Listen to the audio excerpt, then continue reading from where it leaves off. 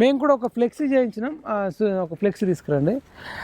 ఫ్లెక్సీలో కూడా ఏంటంటే ప్రసన్న కృష్ణ గారిని గెలిపించండి అని కరీంనగర్, ఆదిలాబాద్, నిజామాబాద్, మెదక్ ఈ 4 జిల్లాలో ఉన్న పట్టభద్రులు వాళ్ళు ఉద్యోగులు కావచ్చు, ప్రైవేట్ ఉద్యోగులు కావచ్చు, గవర్నమెంట్ ఉద్యోగులు కావచ్చు, చిన్న చితక వ్యాపారం చేసేటోళ్ళు కావచ్చు, ఎవరైనా సరే మన తెలంగాణ రాష్ట్రం అంతా మేము కూడా మద్దతుగా తిరుగుతున్నాం. లక్కీగా ఏంటంటే నిరుద్యోగుల మనసులో ఆయన ఉన్నాడు కాబట్టి మేము నిరుద్యోగుల మనసు తెలుసుకొని మేము నరేందర్ రెడ్డికో, అంజిరెడ్డికో, ఇంకొకళ్ళకో సపోర్ట్ చేయకుండా ఎవరైతే నిరుద్యోగుల మనసు చురుగున్నాడో, ఎవరైతే నిరుద్యోగులకు ₹1 క్లాసులు దాదాపు 13 సబ్జెక్టులకు, అది పాలిటీ కావచ్చు, సైన్స్ కావచ్చు, సోషాలజీ కావచ్చు, కాంపిటేటివ్స్ అందు పోటీ పరీక్షలు అన్నిటికీ, అది టెట్కి కానీ, డిఎస్సికి కానీ, గ్రూప్ 1 కానీ, గ్రూప్ 2, గ్రూప్ 3, గ్రూప్ 4, బ్యాంక్ జాబులు కానీ, రైల్వేకి కానీ అన్నిటికి కూడా అనేక మంది పేద మధ్యతరగతి వాళ్ళు ఉంటారు. నేను కూడా ఒక తాటి చెట్లు ఎక్కి మమ్మల్ని పోషించుడు మా తండ్రి, నేను ఒక గౌడ సంబంధించిన కొడుకుని అని చెప్పి ఆ పేదరికం ఏందో నాకు తెలుసు. పిల్లలు ఒక్కొక్కరు 20,000, 30,000 ఫీజులు కట్టలేరు. కాబట్టి నేను ఒక్కటే ఆన్లైన్ యాప్ ద్వారా విన్నర్స్ ఆన్లైన్ అని ఒక యాప్ క్రియేట్ చేసి, ఆ యాప్ క్రియేట్ చేయడం ద్వారా ₹1 క్వాలిటీ ఉన్న టీచర్లతోని ₹1 బోధించడం. అంటే బయట ఒక్క క్లాస్ తీసుకుంటే 5,000, 10,000 కూడా ఛార్జ్ చేస్తారు జనరల్గా సార్లు. అట్లాంటిది వీళ్ళు మొత్తం టోటల్ అన్ని సబ్జెక్టులు అన్నీ కూడా ₹1 వీళ్ళకి ఇంటర్నెట్ ఉంటే చాలు. వీళ్ళ పిల్లలు అనేక మంది పేద మధ్యతరగతి వాళ్ళు, అంటే తల్లి లేని వాళ్ళు ఉన్నారు.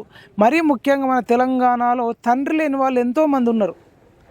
తండ్రి లేకపోవడం వల్ల తల్లులు ఎట్లా సంపాదన ఎక్కువ సంపాదించలేరు కాబట్టి, అంత పేద మధ్యతరగతి గృహిణీలు కాబట్టి వాళ్ళు ఎట్లా చదువుకోవాలని ఆయన ఆలోచనల నుంచి వచ్చిందే ₹1 పోటీ పరీక్షలకు సిద్ధం చేపిద్దాం. వాళ్ళకు అప్పులు కావద్దు, వాళ్ళకు అప్పులు కావద్దు. వాళ్ళు అప్పులు చేసి రేపు మళ్ళీ అప్పుల బాధ ఎక్కువై, అప్పులు ఇచ్చినోడు 20,000 ఇచ్చినా, 30,000 ఇచ్చినా, మళ్ళీ అది ₹2 కాడికి వడ్డీకి ఇచ్చినా, ₹3 కాడికి వడ్డీ తెచ్చినా 6 నెలలకో 1 ఇయర్కో అడుగుతారు. మళ్ళీ అప్పుల బాధలు ఎక్కువైతే మళ్ళీ సూసైడ్లు అవి ఇటుకు వెళ్తారు.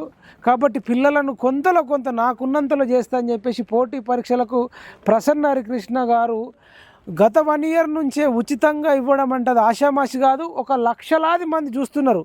ఒక్కొక్కరు ఒక ₹10,000 ఫీజు అనుకున్నా, 1,00,000 మంది ఉంటే 1,10,000, 1,10,000 అంటే కొన్ని కోట్లాది రూపాయలు అవుతాయి. 2,00,000 మంది ఉంటే 2,00,000 ఇంటూ ఒక 10,000 వేసుకున్నా కొన్ని కోట్ల రూపాయలు అవుతాయి. అట్లాంటి కోట్ల రూపాయల సంపాదనను నాకు వద్దు, నాకు నిరుద్యోగులే ముద్దు అని చెప్పేసి ఆయన ఇలా కరీంనగర్, మెదక్, నిజామాబాద్, ఆదిలాబాద్ పట్టభద్రుల ఎమ్మెల్సీ ఎన్నికల్లో ఒక మానవతావాది, సమర్థుడు, బీసీ బిడ్డ ప్రసన్న హరికృష్ణ గారిని గెలిపించండి అని చెప్పి మా వంతుగా అన్ని లక్షల మందికి ఉచితంగా ₹1 అంటే దాదాపు ఉచితంగా. నాకు నిన్న కామారెడ్డికి వెళ్తే అన్నారు, అన్న ₹1 ఏమొస్తుందన్న, కిలో బియ్యం కూడా రావట్లేదు, ఒక చెప్పులు కొనుక్కుందామని వస్తలేవు, బట్టలు కొనుక్కుందాం వస్తలేవు, అట్లాంటిది ఒక పెన్ను కూడా రాదు.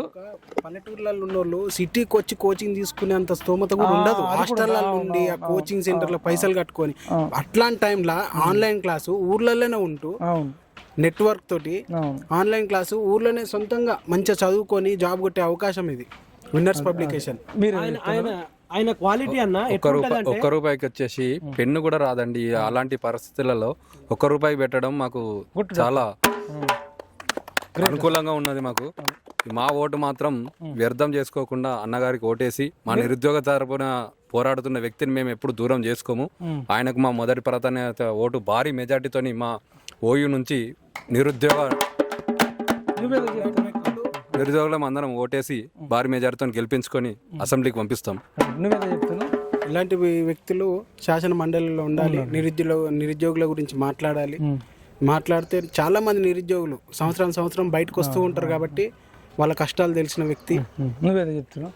చదువుకున్న వాళ్ళు రాజకీయాలు రావాలని అంటారు కానీ చాలా ప్రాబ్లం ఫేస్ చేసి సారు మొదటి అడుగు ధైర్యం చేసి వచ్చిండు. ఆ ధైర్యం వెనుక మా నిరుద్యోగులు అందరం ఉన్నాం. రైట్, కంపల్సరీ గెలిపించుకుంటాం ప్రసన్న హరికృష్ణని.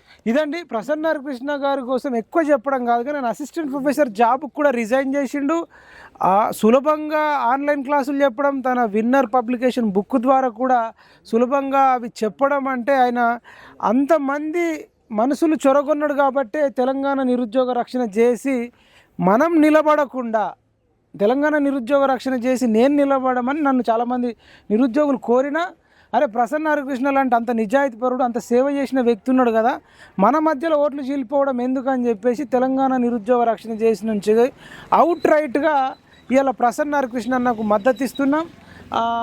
సతీష్ అయితే చెప్తాను. ఇప్పుడు ప్రసన్న కృష్ణ కంపల్సరీ గెలుస్తాడు కాబట్టి మేము మా నిరుద్యోగ చేసే తరపున మేము ఓయూ నుంచి మేము ఎన్ని డబ్బులు 10,000 ఇచ్చినా ఎంతమంది ఇచ్చినా ఏంటి ఇచ్చినా కూడా తీసుకోకుండా మేము ప్రసన్న కృష్ణ ఓటేస్తాం, కంపల్సరీ గెలిపించుకుంటాం. ఇదండి ఫైనల్గా ఏంటంటే ఇవాళ ఆల్ ఫోర్స్ నరేందర్ రెడ్డి ఓటుకు 10,000 అయినా 20,000 అయినా వంచుతా అంటుండట. అదే రేవంత్ రెడ్డి కూడా ఇవాళ కోటీశ్వరుడికి టికెట్ ఇచ్చింది, కానీ ఇలా పేద బడుగు బలహీన వర్గాల వైపు మన రేవంత్ రెడ్డి లేడు. ఆయన మనోడు అనుకున్నాం కానీ పగోడు అయిపోయాడు, మనకు అన్యాయం చేస్తున్నాడు. 2 లక్షల ఉద్యోగాలు ఇస్తా అని చెప్పి 50,000 కూడా ఇవ్వకుండా ఇంకా 1,50,000 బాకీ ఉన్నాడు. తర్వాత నిరుద్యోగ భృతి ఇస్తా అని మేము ఎక్కడన్నామని చెప్పి బట్టి విక్రమార్క అంటున్నాడు.